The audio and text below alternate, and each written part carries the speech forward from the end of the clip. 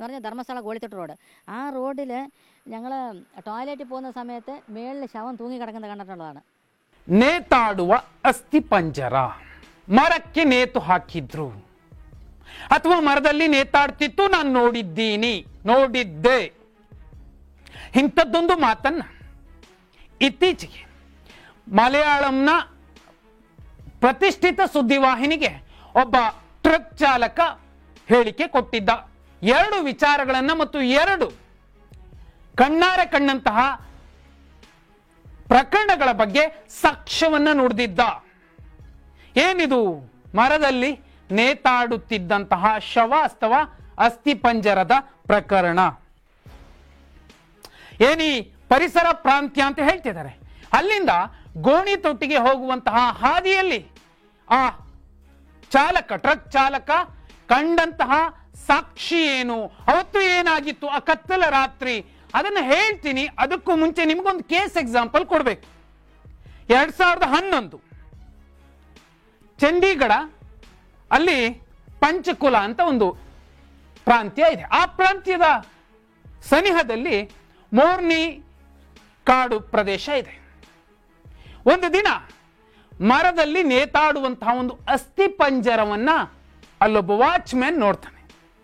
ಪೊಲೀಸರಿಗೆ ಹೇಳ್ತಾನೆ, ಸರ್ ಈ ತರ ಒಂದು ಅಸ್ಥಿ ಪಂಜರ ಇದೆ, ಯಾರು ನೋಡಿದ್ರೋ ಯಾರು ಬಿಟ್ಟಿದ್ರೋ, ಯಾವ ಪ್ರಾಣಿಗಳು ಯಾವ ಪಕ್ಷಿಗಳು ಕಿತ್ಕೊಂಡು ತಿಂದಿದ್ವೋ, ಅಸ್ಥಿ ಪಂಜರ ನೋಡಿದ್ರೇನೆ ಭಯ ಆಗ್ತಿತ್ತು.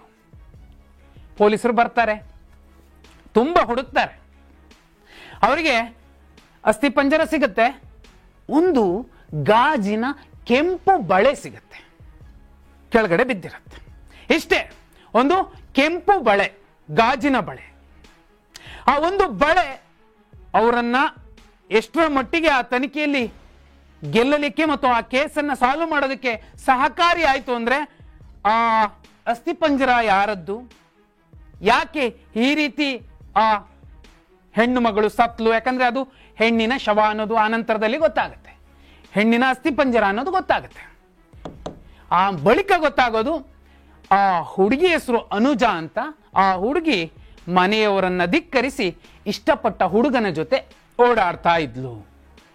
ಆ ಒಂದೇ ಒಂದು ಕಾರಣಕ್ಕೆ, ಅದು ಕೂಡ ಅವನು ತುಂಬಾ ಸಣ್ಣ ಜಾತಿಯವನು, ನಾವು ದೊಡ್ಡ ಜಾತಿಯವರು ಅನ್ನುವಂತಹ ಕಾರಣಕ್ಕೆ ಆ ಹುಡುಗಿಯ ಅಣ್ಣ ಮತ್ತು ಮಾವ ಈಕೆಯನ್ನ ಕೊಂದು ನೇತು ಹಾಕಿ ಬಂದಿರ್ತಾರೆ. ಸುಮಾರು 6-8 ತಿಂಗಳ ತನಿಖೆ ಮುಗಿದ ಮೇಲೆ ಇಬ್ಬರಿಗೂ ಕೂಡ ಶಿಕ್ಷೆ ಆಗತ್ತೆ. ಒಂದು ಬಳೆ, ಅದು ಕೆಂಪು ಗಾಜಿನ ಬಳೆ, ಎಷ್ಟರ ಮಟ್ಟಿಗೆ ಒಂದು ಕೇಸನ್ನ ಸಾಲ್ವ್ ಮಾಡ್ತು ಅನ್ನೋದಕ್ಕೆ ಒಂದು ಸಣ್ಣ ಎಕ್ಸಾಂಪಲ್.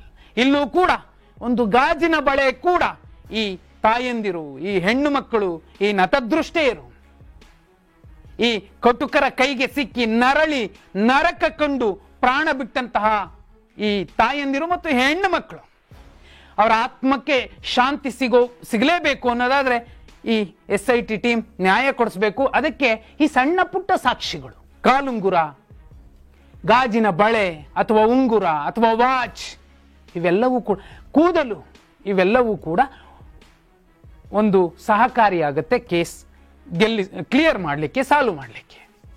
ಇಲ್ಲಿ ಈ ವ್ಯಕ್ತಿ ಈ ಪ್ರಾಂತ್ಯದಲ್ಲಿ, ಈ ಪರಿಸರದಲ್ಲಿ ಏನೆಲ್ಲ ಅನಾಚಾರ, ಅತ್ಯಾಚಾರಗಳು, ದೌರ್ಜನ್ಯಗಳು ಆಗಿವೆ ಅನ್ನೋದಕ್ಕೆ ಸಾಕ್ಷಿ ನುಡಿದಿದ್ದ ಟ್ರಕ್ ಡ್ರೈವರ್.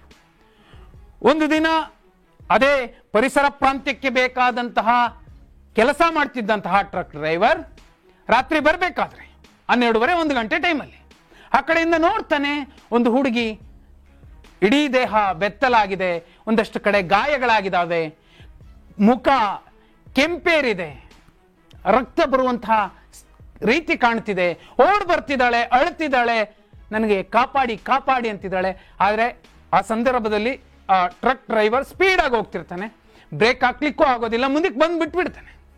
ಬ್ರೇಕ್ ಹಾಕೋ ಹೊತ್ತಿಗೆ ಆ ಕಡೆಯಿಂದ ಒಂದು ಕೆಂಪು ಕಾರ್ ಬರುತ್ತೆ. ಅದರಲ್ಲಿ ಶೇವಿಂಗ್ ಮಾಡಿಸಿಕೊಂಡಿರುವಂತಹ ತುಂಬಾ ಚೆನ್ನಾಗಿರುವಂತಹ 4 ಜನ ಬಂದು ಇಳಿತಾರೆ. ಏಯ್, ಈ ಕಡೆ ಒಂದು ಹುಡುಗಿ ಓಡ್ತಿತ್ತು, ನೋಡ್ದ ನೀನು? ಆ ಟ್ರಕ್ ಡ್ರೈವರ್ ಉಲ್ಟಾ ದಿಕ್ಕನ್ನ ತೋರಿಸ್ತಾನೆ. ಹೌದು, ನಾನು ನೋಡ್ದೆ, ಈ ಕಡೆ ಹೋದ್ರು ಅಂತ. ಬಟ್ ಆ ಹುಡುಗಿ ಈ ಕಡೆ ಓಡಿರುತ್ತೆ. ಆ ನಂತರ 1-2 ವಾರಗಳ ನಂತರ ಮತ್ತೆ ಆ ದಾರಿಗೆ ಬಂದಾಗ ಆತ ಶೌಚಕ್ಕೆ ಹೋದಾಗ ಆ ಶೌಚದ ಪಕ್ಕದಲ್ಲಿ ಒಂದು ಕೆಟ್ಟ ವಾಸನೆ ಬರ್ತಿರುತ್ತೆ.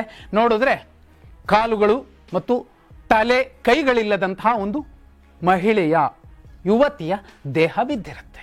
ಇಷ್ಟನ್ನೂ ಕೂಡ ಆತ ಮಲಯಾಳಂ ಸುದ್ದಿವಾಹಿನಿಗೆ ಹೇಳ್ಕೊಂಡಿದ್ದಾನೆ. ಇದರ ಜೊತೆಯಲ್ಲೇ ನೇತಾಡುವ ಅಸ್ಥಿಪಂಜರವನ್ನ ನಾನು ನೋಡಿದ್ದೀನಿ ಅನ್ನುವಂತಹ ಸ್ಪಷ್ಟ ಸಾಲುಗಳನ್ನ ಉಲ್ಲೇಖಿಸಿದ್ದಾನೆ.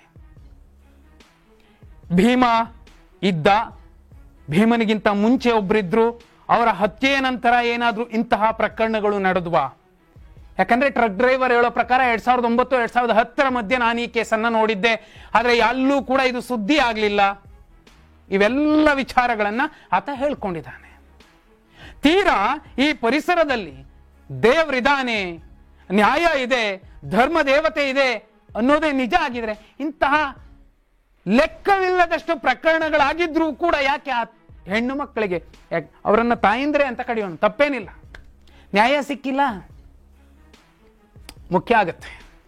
ಆದ್ರೆ ನೇತಾಡುವ ಅಸ್ಥಿಪಂಜರಗಳ ವಿಚಾರ ಹೇಳಿದಾರಲ್ಲ ಈ ಟ್ರಕ್ ಡ್ರೈವರ್, ಎಲ್ಲೋ ಒಂದು ಕಡೆ ಮರಗಳ ಬುಡದಲ್ಲಿ ಒಂದಷ್ಟು ಅಸ್ಥಿಪಂಜರಗಳು ಸಿಗಬಹುದಾದಂತಹ ಸಾಧ್ಯತೆಗಳನ್ನ ತಳ್ಳಿ ಹಾಕುವಂತಿಲ್ಲ. ಈಗಾಗಲೇ ಭೀಮ ಒಂದೇ ದಿನಕ್ಕೆ ಸುಮಾರು 15 ಕಡೆ ಗುರುತು ಮಾಡಿ ತೋರಿಸಿದ್ದಾನೆ. ಕೆಲ ಮಾಧ್ಯಮಗಳಲ್ಲಿ 8 ಕೇಸ್ ಅಂತಾರೆ, ಕೆಲವು ಕಡೆ 15 ಕೇಸುಗಳನ್ನು ಒಂದೇ ದಿನಕ್ಕೆ ತೋರಿಸಿದ್ದಾನೆ ಅಂತಾರೆ.